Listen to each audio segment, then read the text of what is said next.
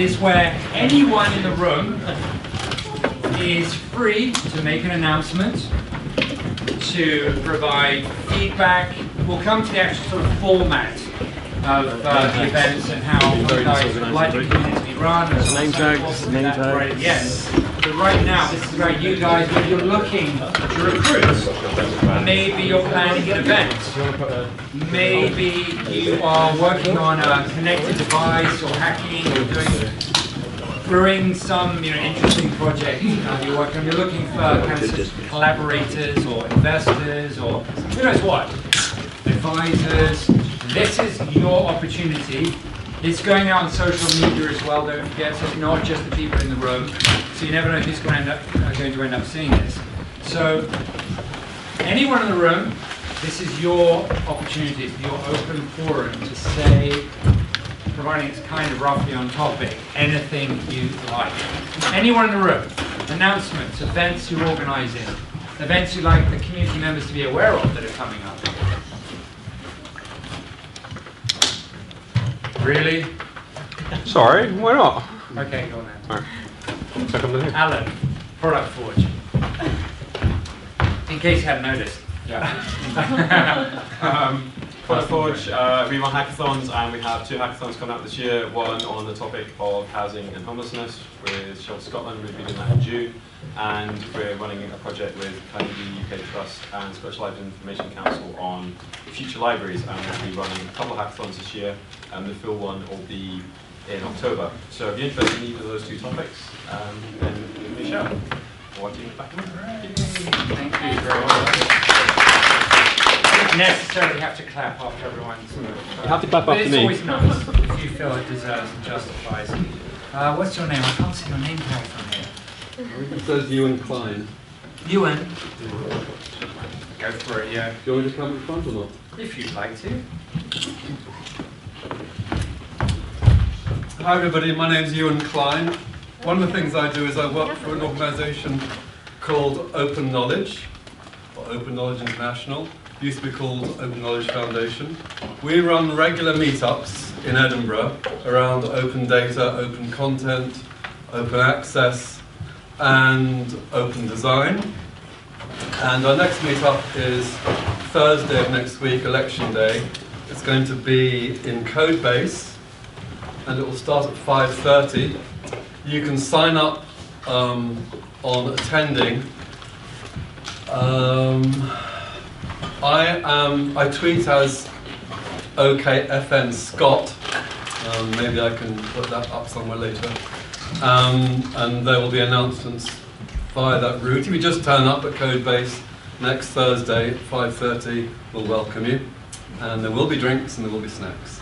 And there will be some discussion about what would we want from an open city data store, one that's focused on what citizens want.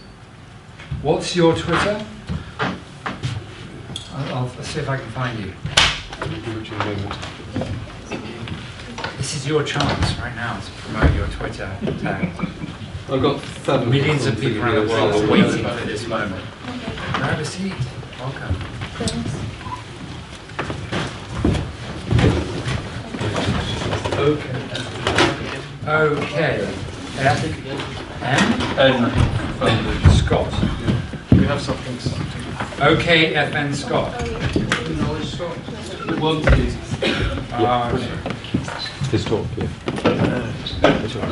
Fantastic. Open Knowledge Scott. Fantastic. Excellent. Thanks for doing it. Anybody else? Go for it. Would you like to come to the front? I'm fine here. Okay, well we can hear you. So. Just as we're on events as well, I've got an event coming up. I just launched my own business actually, but it's Scotland's first ever national business five-a-side tournament, which may not seem abundantly apparent just now, but we've got 3 pertinent topics and secular heats coming up. One's on transport with the Free Transport Association, one's on construction with Scottish Building Federation, and the last one is actually technology and IT. With Scotland IS, and it's on the 25th of August. Scotland IS. Yeah. So at Scotland IS on Twitter, you'll be able to find. Yeah, well, it's at Business Fives on Twitter. At Business Fives. Yeah. Five-a-side what? Rugby, football, hockey? Football. Sorry. Oh, yeah, okay. To clarify. Yeah. You never know. Thank you. Excellent. That sounds good. Anybody else? Go for it. I'll come on down. Come on. Come on down. Come on down. I can say come on down because literally we have. I'm Tim Barlow. You can find me at Cat, so that's nice and easy. What I'm here for tonight is I'm setting up a wood pellet business. So wood pellets basically look like cat litter. They're used for firing boilers for heating and that sort of stuff. And the problem I'd like to solve is how do you measure how many wood pellets are left in a store? These stores come in all shapes and sizes. They're, anything from 1 ton to 20 tons. They can be metal boxes, wooden boxes. They can be cylinders. They can be cones. Quite dusty stuff. If anybody could work out how to solve that problem for me, I'd be very grateful. So at Tim Barlow on Twitter. Thank you. Wonderful. Thank you very, very much. Sorry? Do you think that justifies a round of applause? Yeah. Come on! Fantastic. So you can get 5k to go to university, cost you nothing. Yeah, drinks. Drinks, thanks. Cool. Okay. And it's ultrasonic. That's what it is. Ultrasonic.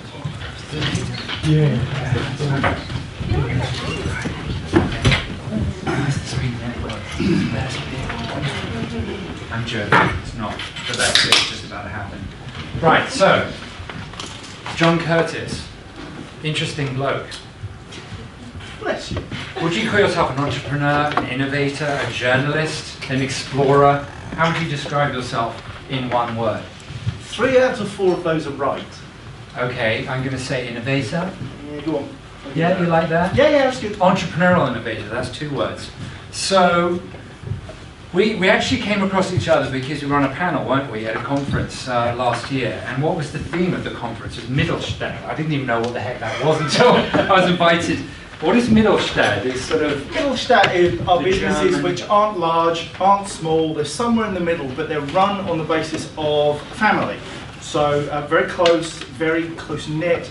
You very nepotistic, so you employ all your friends, your neighbours, people that you know, and you have good common family values. German concept, Mittelstand.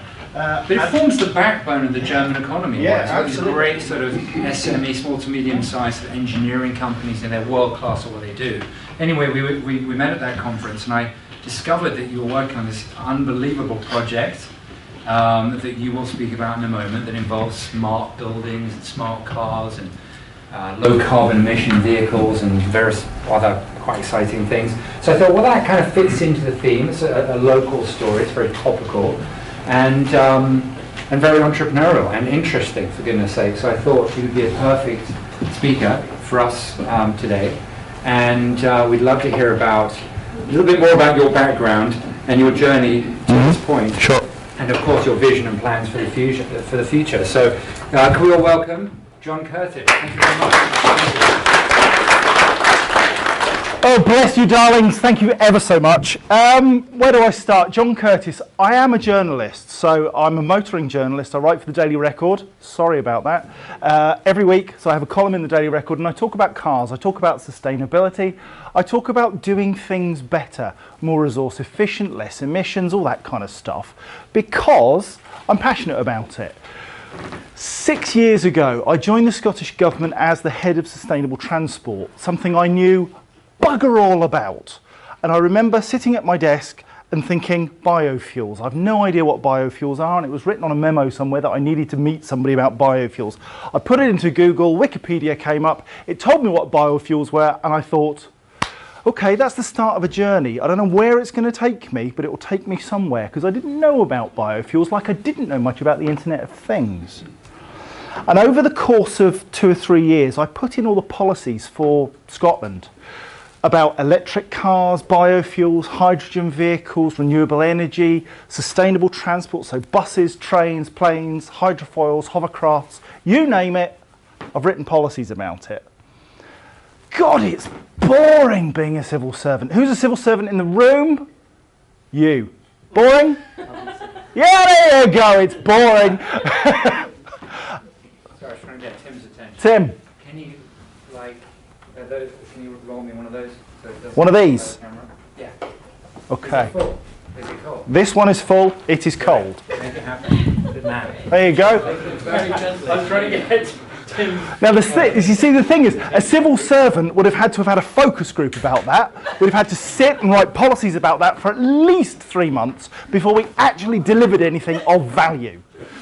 So I wasn't really cut out to be a civil servant, and I was sitting writing all this guff about people should be using electric cars and they should be reducing their emissions, and nobody cares. Who drives an electric car in this room? Anybody? There you go. No. You've driven one, but you... I put a deposit down on the Tesla. Good man. Well done you. Me and you both. Yeah, not many people have driven them. Not many people would recognise one if it ran you over.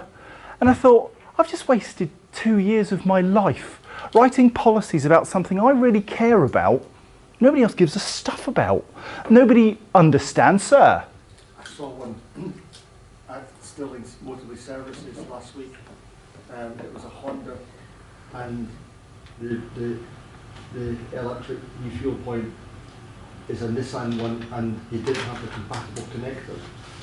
Exactly. Lack of standards, so Exactly. somebody in the EU hasn't written the policy. Guys, I think we need to keep questions to the end. We're going to do a 5-slide chat with Emma, and then we'll do Q&A at the end. Is that all right? Yeah, absolutely. It's an interesting point, and one that frustrates me massively, because when you sit there and you write the policies, I was writing them for Scotland.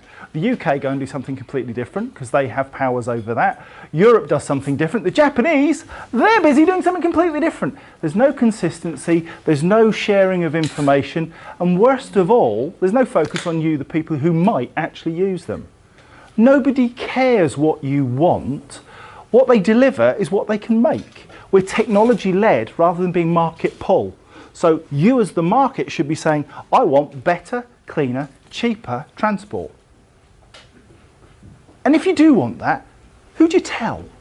How do you get it?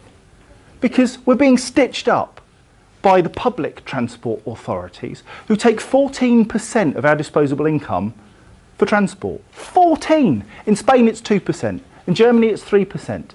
In the UK it's 14% to give us a crap service. That can't be good. Transport's broken, fundamentally broken.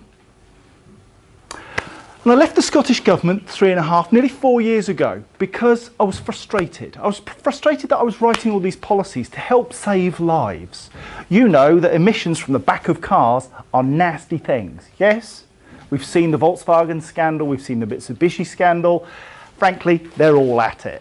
All of the car manufacturers, they allow vehicles to emit emissions into the world that kill us. How many people do you think every year in the UK die as a result of transport emissions? Give me a number. 50,000. 50,000 is a bloody good number.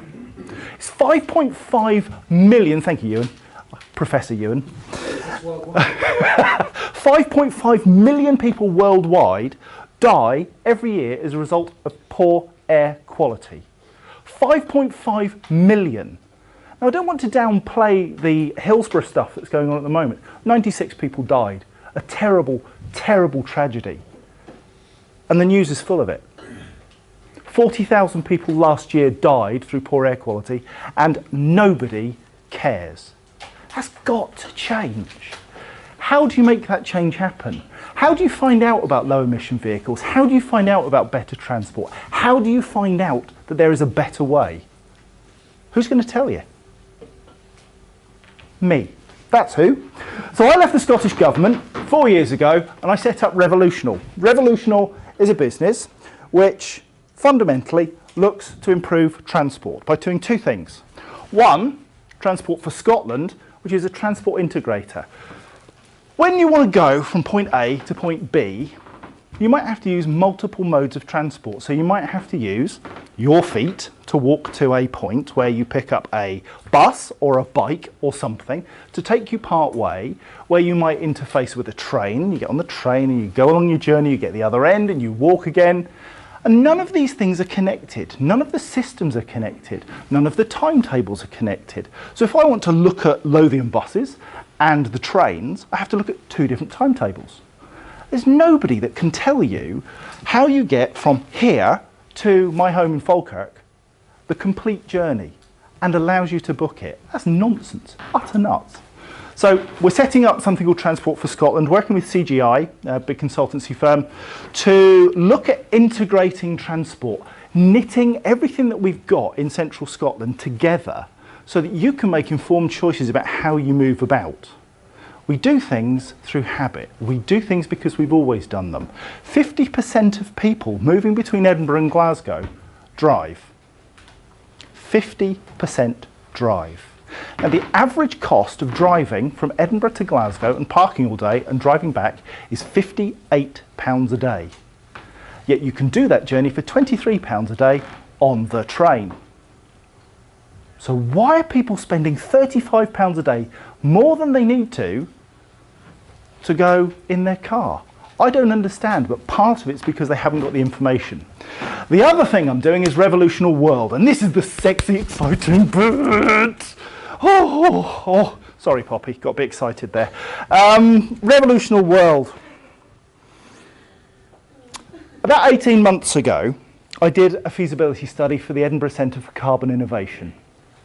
And the feasibility study looked at, was there a commercial model for sustainable transport?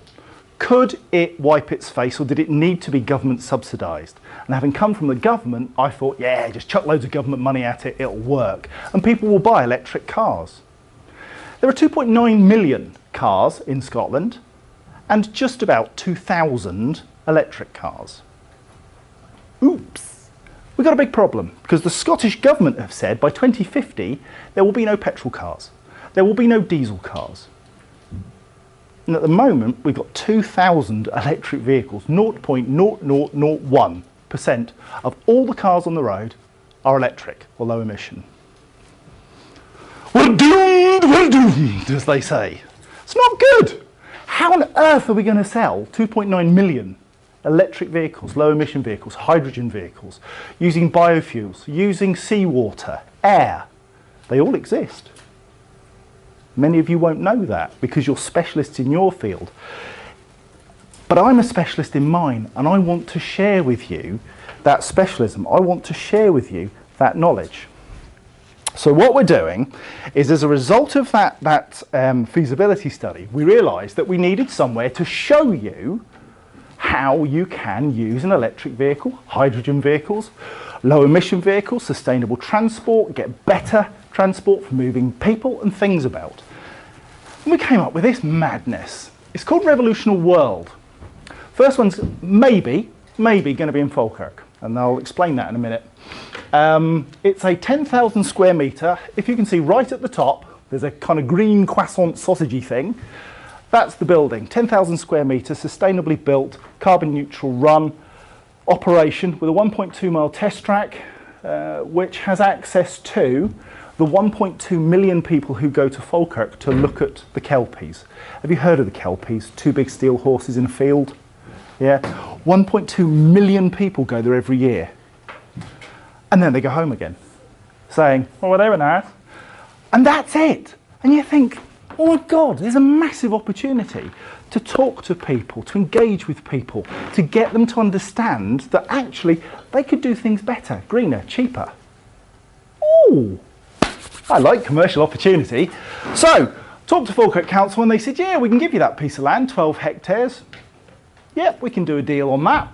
So we started with the planners to get the permission to build that.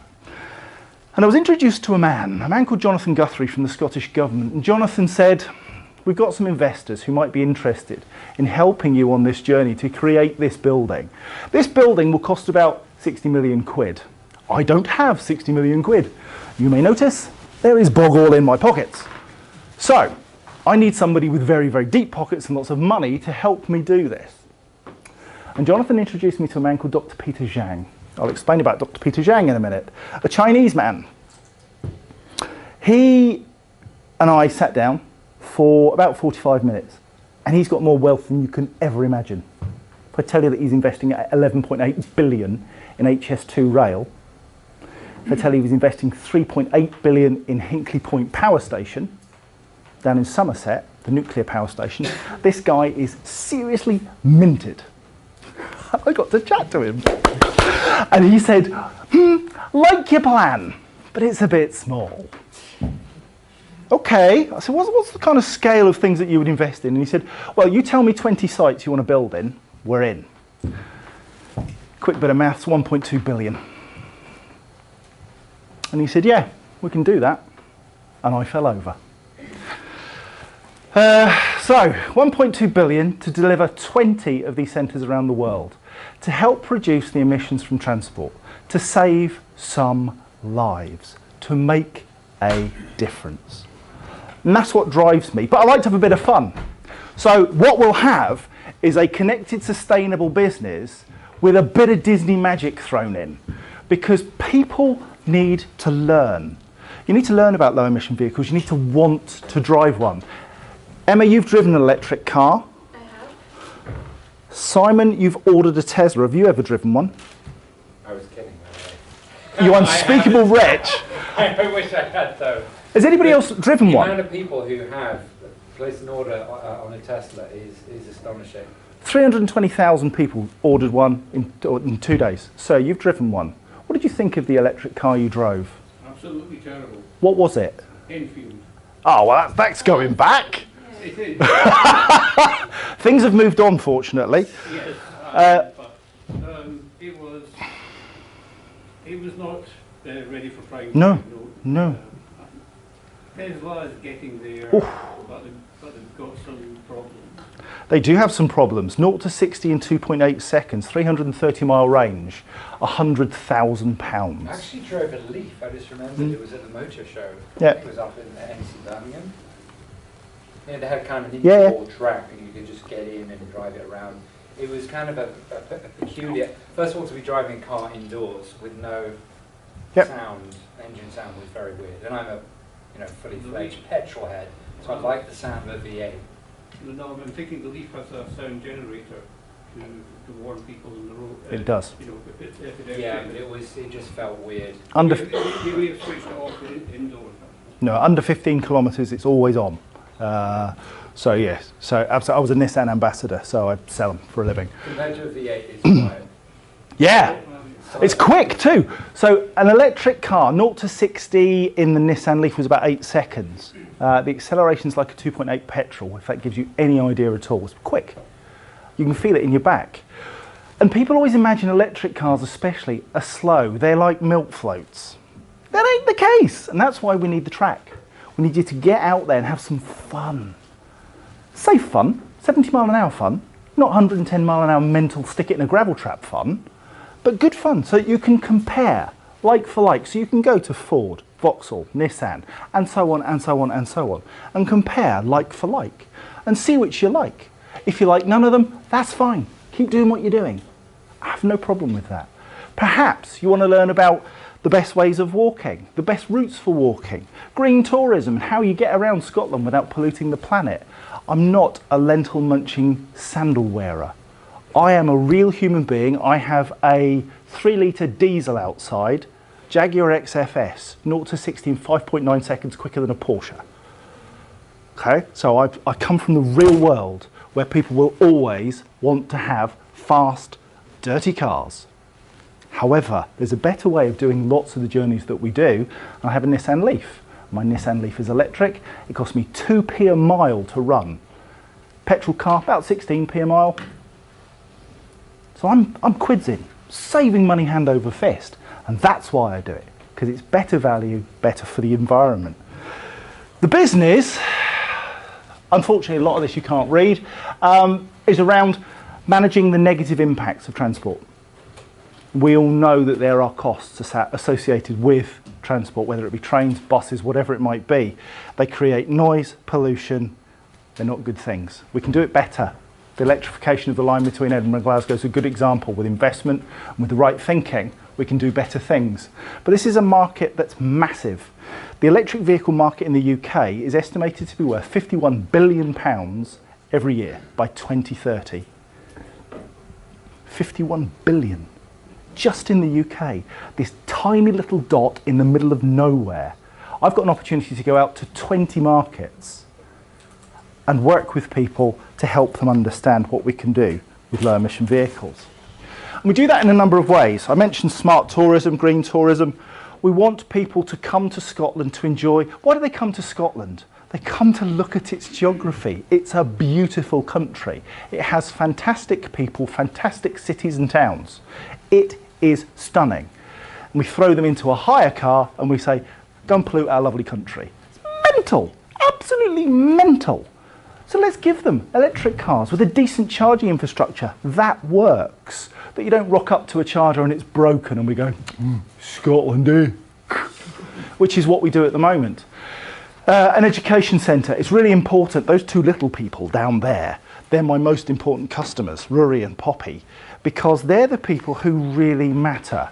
By the time we decarbonise road transport, most of us in this room will be pushing up the daisies, or will certainly have a wrinkle or two. These two matter. These two shouldn't, oh, you're not embarrassed, are you? These two shouldn't have to put up with the crap that we throw at them. That's not right. There are better ways of doing this. So, educating young people to say that renewable energy is the way to go. We know this in Scotland. 13,000 people are dependent upon the renewable energy industry in Scotland.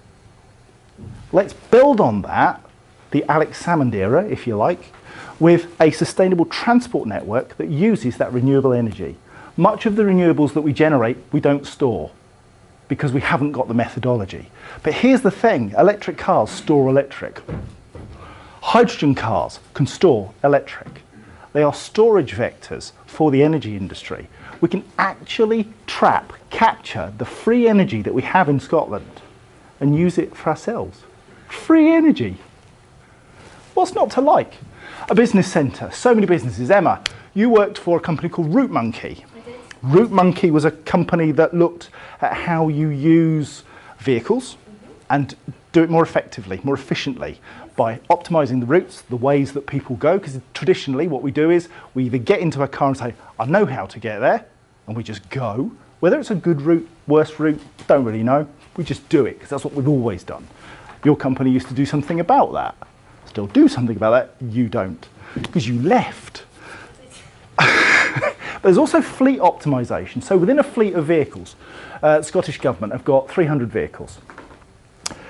They've only just bought 2 electric vehicles, and they bought those as a kind of tick in a box, really. But what they don't realise is that they could actually have about 80% of their vehicles as electric vehicles, reduce the costs of running them. But they don't know that because they don't know what their journey profiles are. They say we're too busy governing to worry about how many miles we do and what fuel we use. Business people say, oh, I'm too busy fixing computers to worry about that. I've got a business to run. I can't be doing that.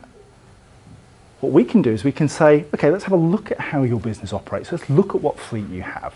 Let's look how we optimise your routes and optimise your fleet makeup to get the very best out of the money that you spend. The bit that might be interesting to you is we have something called the collaboratory. The collaboratory. It's not a word that trips off the tongue when you're doing a presentation. The collaboratory is where we get people to come along and work with us to refine product, to get to customers. We're going to have 800,000 customers walking through the door every year. These are real people who we can test product on, get quick feedback, give it back to people who invent things, come up with new solutions, to hone it, polish it, make it better. So that might be something which is of value. We'll have shared services, spaces where people can come and work. So if you want to work with some of the industry experts that I work with, you can. So if you have an interest, let's say, in Wi-Fi and how Wi-Fi works on trains and on buses so that we can get it better, faster. I work with Abellio, I work with First Bus, I work with Stagecoach all day, every day. In the other piece, which is Transport for Scotland, in integrating this transport. So we can put you with the right people to help you make those connections, to refine your business. We're taking Revolutionall on tour whilst we're building these other centres. So we'll go to Aberdeen, we'll go to Inverness, we'll go to Glasgow. We're not just going to be stuck in Falkirk, the middle of nowhere. Falkirk's important because it's... Go on. Sorry. No, I love it. I love a bit of laughter. It's not usual in my presentations. Go on. What's funny? Falkirk. Get to Falkirk. What's funny? Just in general. you know what? One of the funny things is that I had an investor say that. He said to me, Falkirk, are you serious? I'm like, It's equidistant between Edinburgh and Glasgow. There's like 4 million people in that central belt of Scotland. If you put it in Glasgow, nobody from Edinburgh will go because they're too posh. If you put it in Glasgow, anyway, the other way round, the others won't go. Stick it in the middle, one of two things will happen. Either every bugger will go or no bugger will go. One way or the other, we've got to give it a go because we've got two airports, Edinburgh and Glasgow, which can feed it. And part of the mission is to help sell this to civic leaders, is to say, come to Scotland, see how we do renewable energy, low emission transport, and all the tech that connects it all up, smart grid technology, all that IOT stuff that you guys are really good at. How do we make that work in an export sense? So we bring these civic leaders to Scotland and we say, flying to Falkirk. Do you know what? There nearly was a Falkirk airport. Did you know that? No. There you go, you see. Edinburgh and Glasgow, flying to either one of those. Come and visit our centre and you can see what's going on. 3 motorways around Falkirk. Go on. So why not then Stirling or Livingston? Why not Stirling or Livingston? Basically. Do you want me to be honest? Do you want me to be honest? I live in Falkirk. That's the best reason. No, seriously, we've got 3 motorways that run around the exterior of Falkirk. We have the biggest port in Scotland with 150,000 containers. So there are some very, very good reasons. Another good reason is that Alexander Dennis, the bus manufacturer, who are the world's leading hybrid bus manufacturers, are based in Falkirk. They will use our track for testing purposes. At the moment, here's a mad story. At the moment, Alexander Dennis, when they build a bus, they send it from Falkirk to Guildford in England to test it. And then they drive it all the way back again. Because they haven't got a track up here that they can use. So part of the deal is that we will be able to help them to test their vehicles in Falkirk. So that's part of the reason. Now then, let me just show you, if I can. Doesn't look like I can. I was going to show you a video, but it doesn't seem to want to play. Ah, there we are. Ooh, ooh. Have I done bad things? Yeah. Yes. It's not going to work. I was wondering why pictures of Emma's kids were on your computer. It's not going to work. Yeah, I've lost my screen. Alan! Help! Yeah, no pressure. So anyway, Falkirk is just the start.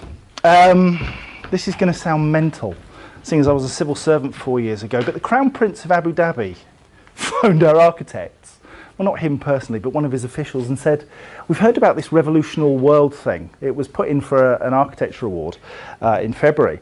And he said, we like it. We'd like one. We said, pardon? This guy is worth 150 billion. Mohammed Al Nahyan, and he is the Crown Prince of Abu Dhabi. So we are now working with his officials to get Revolutionall World started in Abu Dhabi, and it may well be that that's quicker than doing it in Falkirk, funnily enough, because when the Crown Prince says yes, everybody says okay.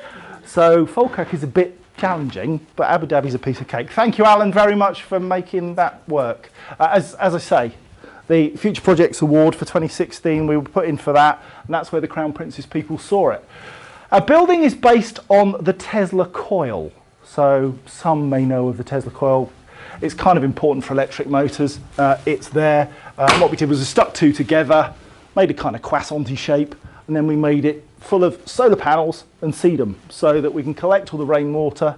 Again, it sounds really kind of tree huggery. It's not. It's just making the best use of the resources we've got. We've got lots of sunshine. We've got lots of rain.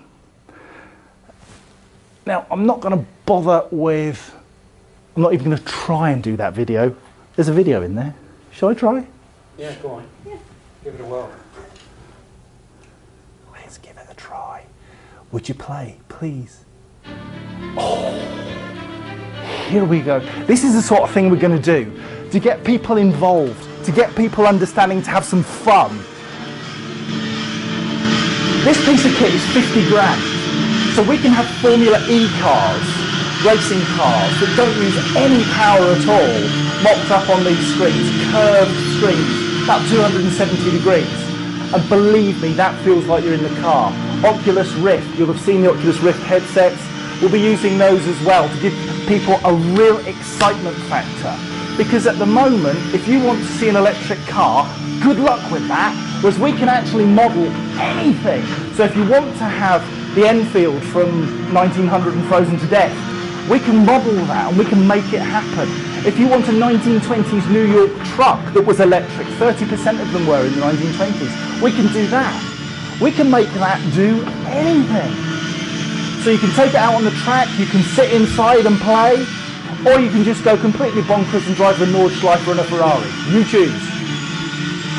But it's about engaging with people. It doesn't matter whether you're disabled and you need mobility, and that's the first type of vehicle of its kind, where you can just wheel straight into a car. How wrong is that? That we've got people for years who've been unable to move around. Right, shut up now. You've done your thing. That we've had people who have been stuck in wheelchairs for God knows how long, yet somehow we haven't managed to get that to the big wide market. Falkirk is full of disabled people. There used to be a mobility centre. I absolutely mean this, it's true. It's the centre of disability in Scotland. So this is really important for our people. We do the things that the market needs, but most important, it's about engaging with people, whether they be business people or consumers. Another video, let's try this one.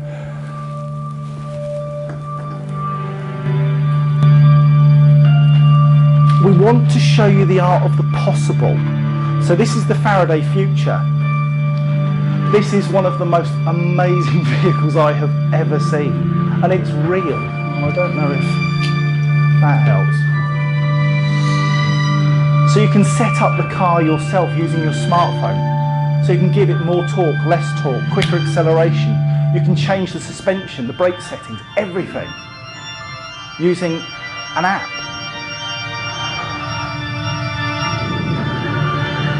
This is what we can do. This is what we can bring to Scotland. This is what we can show the world. Everything from a Renault Twizy quadricycle right through to £1 million electric vehicle. And there's absolutely no reason why we shouldn't do it, other than the market isn't doing it itself. We have to make it happen. So by bringing together all of the right tools and techniques, all the right products, all the right services, the right people, doing it in the right way, we can make a difference. We can do something different. There's that old adage, if you keep doing the same things in the same way, you get the same results. We're going to do something different with somebody else's money. That's why Falkirk. Just because I preempted the question. So 2.3 billion is being spent on redeveloping that particular area. Nobody really cares. 2.3 billion, that's jobs, that's people, that's real people like you and me who can come and live in this place where 1.2 million people come look at two steel horses and think Falkirk's a joke. And that's a fact. We can change that. God, I got a challenge on. The investors, that's who I was talking about, two of them. Dr. Peter Zhang, that's him there, Nicola Sturgeon and Sir Richard Haygate. They were signing a memorandum of understanding. You might have read about it in the newspapers just recently because there's been a hell of a stooshy about it. £10 billion coming to Scotland. I've got 1.2 billion apparently. And His Highness, Sheikh Mohammed bin Zayed Al Nahyan. Bless his little heart, because he wants one too. The team is very small. At the moment, it's me and my missus. We've done all this ourselves. Everything. I've been on this journey for 18 months now, and every day has been spent developing this concept, developing this way of pulling together sustainable transport and getting the investment done. We're there. We're ready to go. Planning application notice is in for Falkirk. Abu Dhabi looks like it's a go. London, the Mayor's office in London, we're on last week, and we're doing one in London. It's all going a bit Pt1 really. But I'm a simple person. We're going to have a head of people, because people matter. It's the most important thing in my world. A head of money. I'm not doing directors of finance and all that cobblers. I just want to know how much is in, how much is out, how much have I got. It's ever so simple. Head of buildings, because buildings are important. They house all the stuff that we do. A head of fun. Sadly not me. But that's somebody who's going to make sure that the customer experience is second to none. This is not going to be like going to a car dealership or going to your train station. You are going to get the very, very best customer service it is humanly possible to give. Not because we're smarty pants, but because you matter. Peter Zhang said to me, you don't need to make money. You need to change Scotland. And again, I nearly fell over because I was expecting him to say, I need an 8% return on my investment. And he didn't. He said, you need to make a difference. Nobody else can, nobody else will. I thought, okay, that's a challenge. We've got a head of tech, because an awful lot of this stuff is going to be necessary to engage with people. And we all take different messages from different things. So renewable energy really matters to some people, doesn't matter a damn to anybody else. But you can't make electric vehicles work properly without it, so it's important. At the moment, I've invested about 400,000 in this, of my own money. I'm pretty much broke. But the 1.2 billion should help. Some other guys, Think Curious and WSP, a couple of agencies and architects, have been incredibly supportive in bringing this to fruition. But as you can see, international rollout will be starting in January 2017.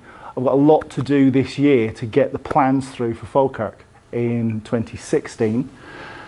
But we've got London and Abu Dhabi, which are likely to open in 2018 along with Falkirk. So I'm opening 3 of these by 2018.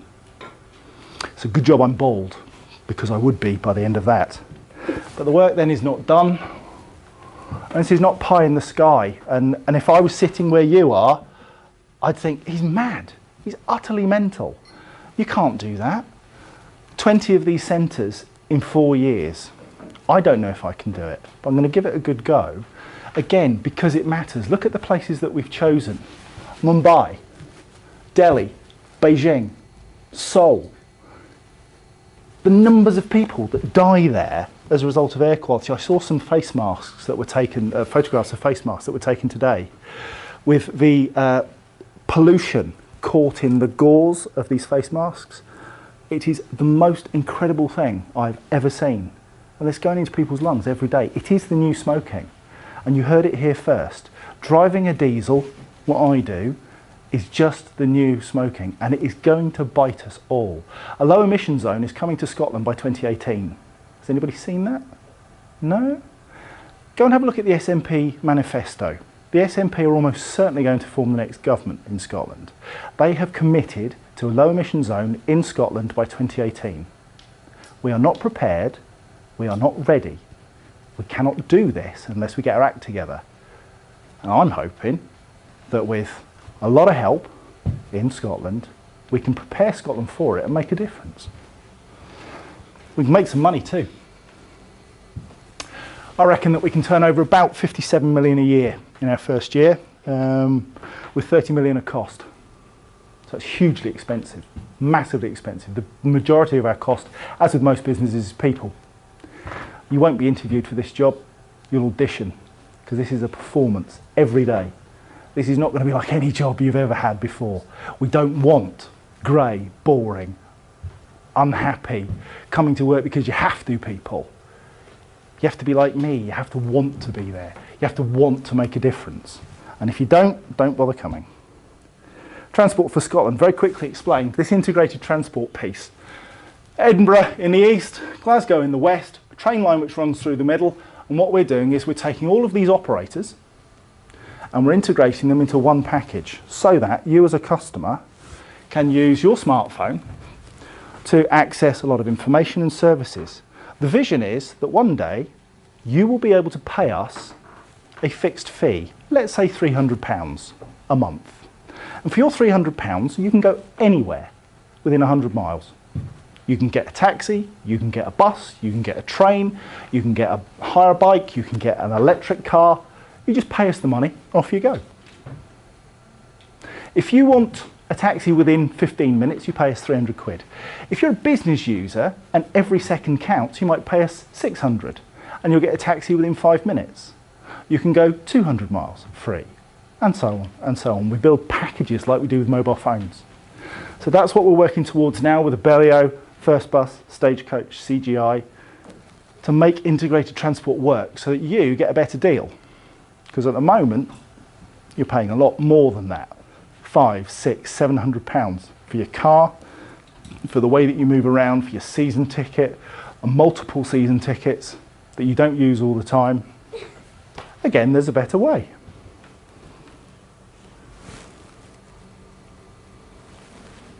We're on a journey. I'd like you to come too. So if you've got something that you can add to this party, and it's going to be a hell of a party, find me. At John W. Curtis is Twitter, johncurtis@revolutionall.com, john.curtis@revolutionall.com is who I am, 07515 761 300. Find me. Emma knows me well. I was going to say intimately, and that's wrong. Well, Simon can get hold of me anytime. Find me.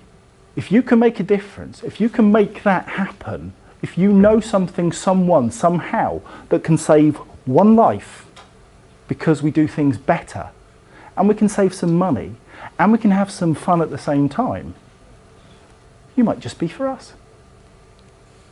Thank you very much.